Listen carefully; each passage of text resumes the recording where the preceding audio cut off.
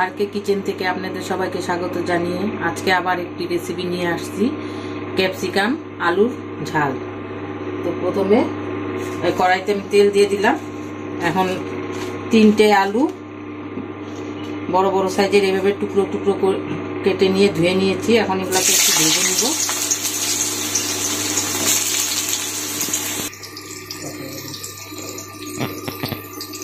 হলুদ দিয়েছি, অল্প নুন দিয়ে দিলাম।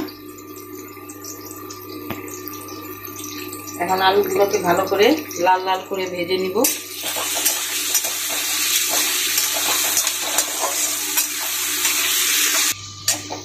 আলুগুলো ভাজা হয়ে গেছে, এগুলোকে এখন তুলে নিব।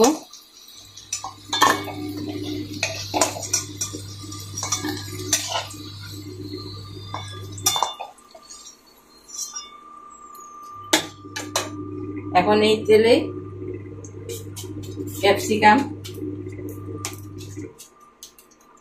ক্যাপসিকামটাকে ভেজে নেব।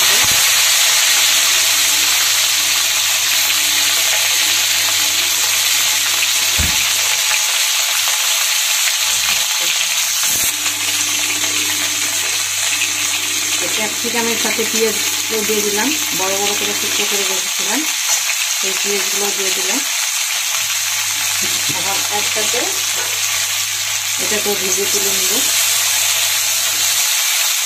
অল্প নুন দিয়ে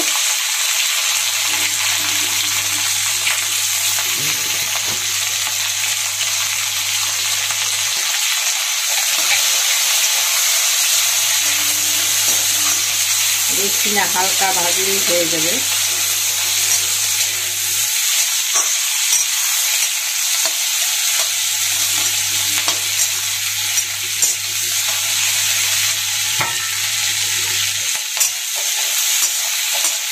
এখন এগুলোকে তুলে নিচ্ছি।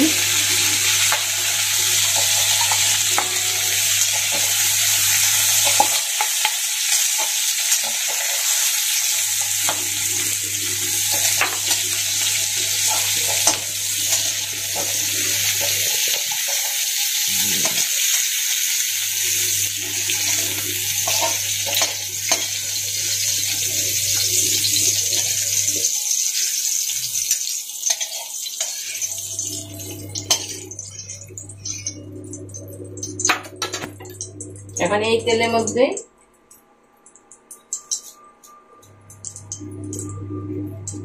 অল্প জিরে, হাফ চামচের মতন জিরে,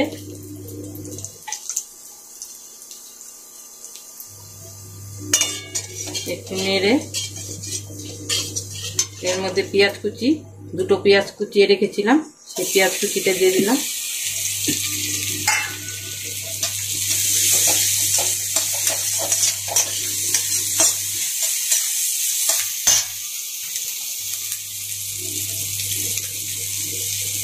এর মধ্যে আদা কুচি, হাফ ইঞ্চি আদা, রসুন 6-7টা আর লঙ্কা 5টার মতন, এটাকে থেতো করে আর রসুন আদা কুচি করে রেখেছিলাম, এগুলো দিয়ে দিলাম।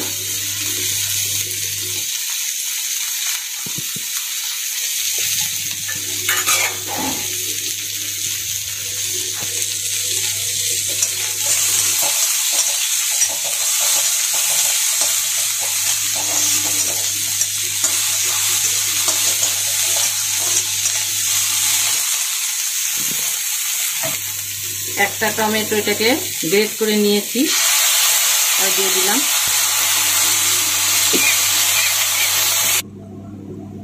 এর মধ্যে হলুদ আর আন্দাজ মতন নুন দিয়ে দিলাম, কেননা আলু ভাজাতে ক্যাপসিকামে নুন দিয়েছি।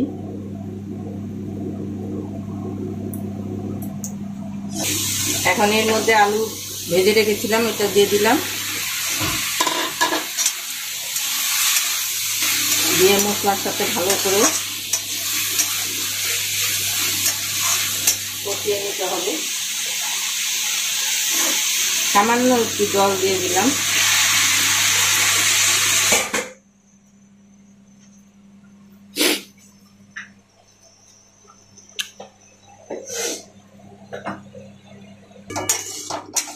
এখন এই ক্যাপসিকাম, লঙ্কা ভাজাটা আর পেঁয়াজ ভাজা এটাও দিয়ে দিলাম। দিয়ে এখন ভালো করে নেড়ে 2 মিনিটের জন্য একটু ঢাকা দিয়ে রাখবো। এই রান্নাটা এত টেস্টি, অল্প উপকরণেই মানে খেতেও খুব দারুণ লাগে। ঝাল, মিষ্টি, টক মানে সব কিছু দিয়েই ভালো লাগবে। এখন একটু ঢাকা দিয়ে রাখবো।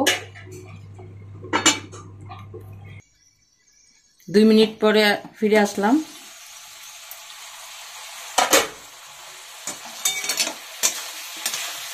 সবজিটা হয়ে গেছে, আলুটাও সিদ্ধ হয়ে আসছে। এখন এর মধ্যে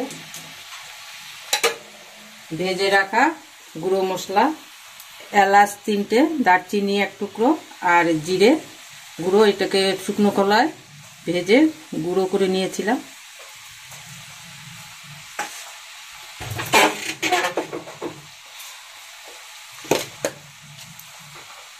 অল্প চিনি দিয়ে দিলাম।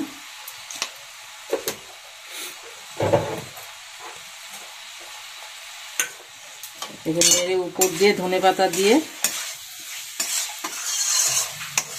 ভাজা মশলা কি সুন্দর সেন্ট। এটার মধ্যে আর জল দিব না, এভাবে শুকনো শুকনো করে বানাবো। আপনারা চাইলে জল দিয়ে একটু মাখো মাখো করতে পারেন, কিন্তু আমি আর জল দিলাম না, আমি এইভাবেই শুকনো শুকনো।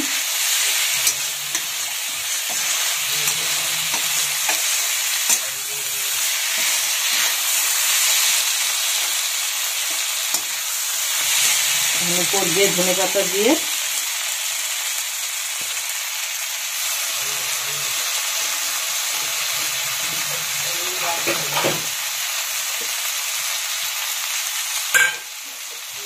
নেড়ে চেড়ে নামিয়ে নেব।